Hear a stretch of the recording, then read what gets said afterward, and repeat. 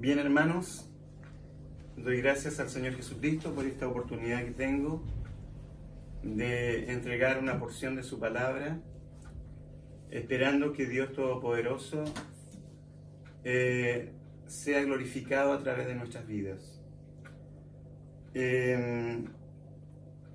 Dice la palabra del Señor de la siguiente manera. Voy a leer desde 1 Corintios, del capítulo 2, del verso 1 adelante, y dice así: Así que, hermanos, cuando fui a vosotros, no fui con altivez de palabra o de sabiduría a anunciaros el testimonio de Cristo, porque no me propuse saber algo entre vosotros, sino a Jesucristo y a este crucificado. Y dice, y estuve yo con vosotros con flaqueza y mucho temor y temblor. Y ni mi palabra, ni mi predicación fue con palabras persuasivas de humana sabiduría, mas con demostración del Espíritu y de poder, para que vuestra fe no esté fundada en sabiduría de hombres, mas en poder de Dios. Empero dice, hablamos sabiduría entre perfectos, y sabiduría no de este siglo, ni de los príncipes de este siglo que se deshacen. Mas hablamos sabiduría de Dios en misterio, la sabiduría oculta, la cual Dios predestinó antes de los siglos para nuestra gloria, la que ninguno de los príncipes de este siglo conoció, porque si la hubieran conocido nunca hubieran crucificado al Señor de gloria. Vamos a dejar hasta ahí por el momento. Bueno, hermanos, a mí me llama la atención la manera en que el apóstol Pablo, él es el que hace esta carta, en los tiempos que él evangelizaba en distintos lugares, en Asia, en Jerusalén y en muchos lugares. El apóstol Pablo es considerado el apóstol de los gentiles. Aleluya, porque los otros apóstoles tenían la misión y la responsabilidad de anunciar el evangelio a los judíos. Pero el apóstol Pablo era hacia los gentiles. Gentiles se les llama a todos aquellos que no son judíos, de los otros pueblos, griegos y de otras naciones. Al tiempo de hoy nosotros, que somos chilenos, también somos considerados gentiles. Y dice la Biblia, así que, hermanos, cuando fui a vosotros, dice, no fui con altivez de palabra o de sabiduría. Estuve viendo en el diccionario qué significa la palabra altivez, y la altivez significa orgullo y soberbia.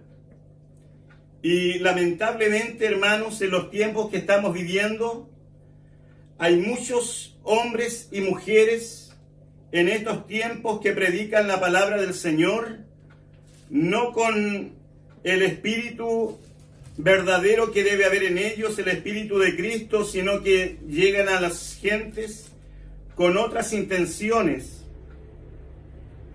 Dice la Biblia acá en Filipenses, de manera que mis prisiones han sido célebres en Cristo en todo el pretorio y a todos los demás. Y muchos de los hermanos en el Señor, tomando ánimo con mis prisiones, se atreven mucho más a hablar la palabra sin temor.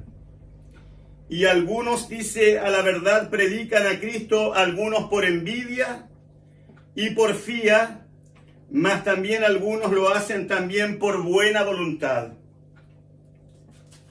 Dice más adelante, dice que algunos predican la palabra por pretexto, otros por verdad. Y lamentablemente son pocos los que predican el evangelio de buena voluntad y por amor a Cristo Jesús. Y nosotros hemos sido llamados para predicar el evangelio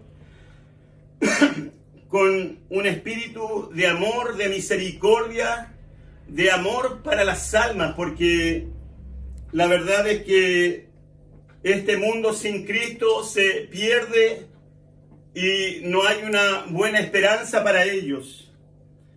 Pero si predicamos el Evangelio con un espíritu de buena voluntad, con amor, con misericordia, lo cual se consigue con una base sólida de oración, cada predicador, cada hermano y hermana tiene que estar en comunión íntima y estrecha con Dios a través de la oración, hermanos. Así que, hermanos, cuando fui a vosotros, no fui con altivez de palabra o de sabiduría a anunciaros el testimonio de Cristo. Aleluya. Porque dice, no me propuse saber algo entre vosotros. A veces yo me recuerdo hace muchos años atrás, habían ciertos predicadores que llegaban a un cierto lugar y primero se preocupaban de saber qué es lo que estaba pasando, qué problemas habían habido en ese lugar, para luego preparar un mensaje apropiado de acuerdo a eso. Pero la verdad es que el apóstol Pablo dice, porque no me propuse saber algo entre vosotros, sino a Jesucristo y a este crucificado. En otras palabras, él lo único que quería saber, cuánto de Jesucristo había en cada uno de aquellos hermanos. Cuánto de Jesucristo hay en mi vida, cuánto de Dios hay en mi alma. Aleluya, dice otra escritura. Aleluya, dice la Biblia que el apóstol Pablo dice que estuvo en un cierto lugar y dice que los que parecían ser algo a mí nada me dieron. Cuáles dice hayan sido en algún tiempo, Dios nos acepta apariencia de hombres. Entonces eso significa que en mi vida y en su vida tiene que haber algo hoy, algo fresco. Algo que Dios le haya entregado hace poco tiempo para la iglesia, para nuestras vidas. Dice el Señor que tenemos que exhortarnos los unos a los otros. Usted tiene algo que entregarme a mí y yo tengo algo que entregarle a usted. Aleluya. De esa manera se mueve la iglesia en forma dinámica. Por eso Dios dice que la iglesia está compuesta de muchos miembros. Y cada miembro ha recibido el don del Espíritu Santo. Y ese don del Espíritu Santo es para edificación de la iglesia. O sea que usted tiene que saber desarrollar el don que ha recibido de Dios. Aleluya, yo no puedo pretender, ni nadie puede pretender ser el todo en la iglesia. Entonces dice, porque no me propuse saber algo entre vosotros, sino a Jesucristo y a este crucificado. En la parte anterior donde dice, no fui con altivez de palabra o de sabiduría a anunciaros el testimonio de Cristo. En el libro de Apocalipsis, la Biblia dice que el testimonio de Jesucristo es el espíritu de la profecía. ¿Y qué cosa es el espíritu de la profecía? No es otra cosa sino Dios mismo, el Espíritu Santo, que tiene que estar obrando, trabajando en cada uno de nosotros para que seamos una antorcha encendida en un lugar oscuro. Para que seamos una luz que resplandece en medio de las tinieblas. Dice la Biblia, Jesús ciertamente dijo, yo soy la luz del mundo, el que me sigue no andará en tinieblas, sino que habrá encontrado la lumbre de la vida. Pero también dijo el Señor, vosotros sois la luz del mundo. Aleluya, y una luz no se enciende para ser puesta bajo un almud, sino que se enciende para ser puesta en alto, para que alumbre a todos los que están en casa. Este mundo tiene que conocer a Cristo Jesús, no a través de un ángel que viene del cielo, sino que él tiene que, esa gente, este mundo, tiene que conocer a Dios a través de tu vida, a través de mi vida. Dice la Biblia que nosotros somos cartas leídas de todos los hombres. O sea que la gente de este mundo puede leer el Evangelio a través de tu comportamiento, tus palabras, tu conducta, tu forma de ser. Y por supuesto que llegará en algún momento la oportunidad para hablarle a aquella alma, a aquella persona de Cristo Jesús a través de esta palabra. Ciertamente no podemos nosotros actuar en una forma inadecuada, tratando de meter el Evangelio en un momento inadecuado. Pero Dios siempre tiene un momento. Dice la Biblia que para todo hay tiempo. Tiempo para juntar las piedras, tiempo para esparcir las piedras. Aleluya, y tiempo para leer la palabra de Dios. Tiempo para entregar la palabra de Dios. Dios nos dará ese tiempo.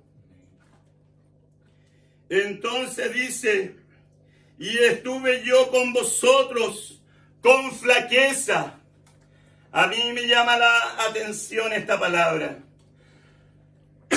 Estuve yo con flaqueza, siendo el apóstol Pablo, el gran apóstol Pablo, el apóstol de los gentiles, un hombre capacitado en todo aspecto delante de Dios y delante de los hombres. Pero él declara aquí que él llegó allí, aleluya, con flaqueza y con mucho temor y temblor. ¿Y sabe qué? Yo no veo al apóstol Pablo llegando en esta condición a una iglesia de multitudes, sino que veo llegándolo a una iglesia humilde. Una iglesia humilde, quizá pequeña.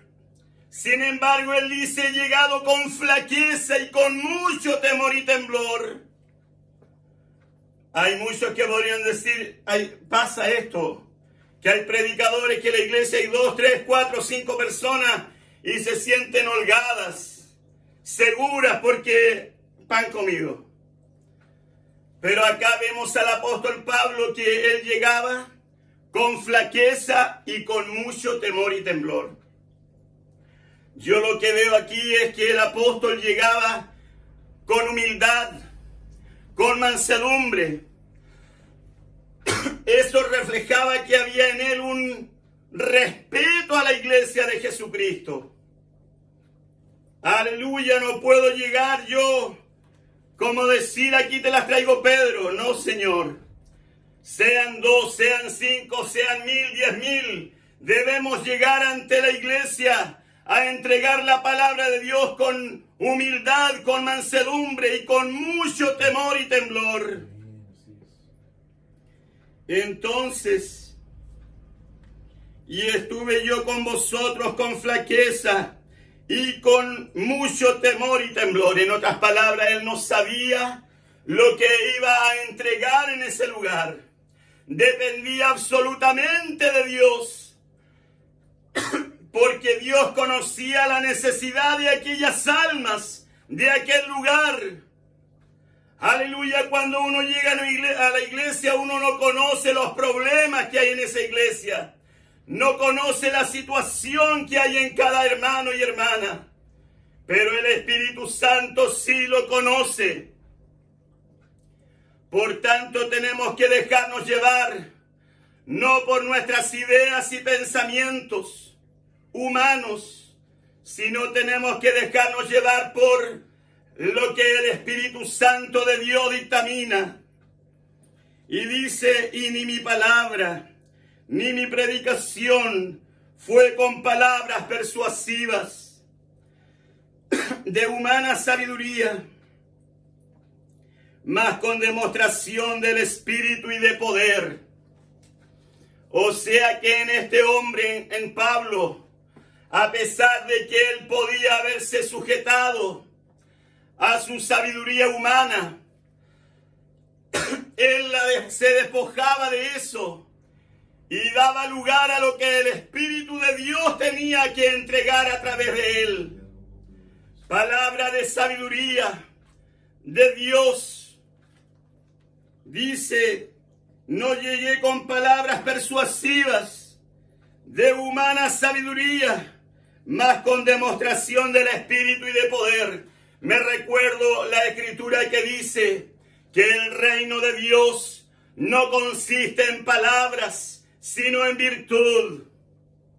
La otra versión dice, no consiste en palabras, sino en poder. Debe haber entonces autoridad de Dios y poder de Dios, aleluya, para poder entregar el mensaje de nuestro Señor. Para que, dice, vuestra fe no esté fundada en sabiduría de hombres.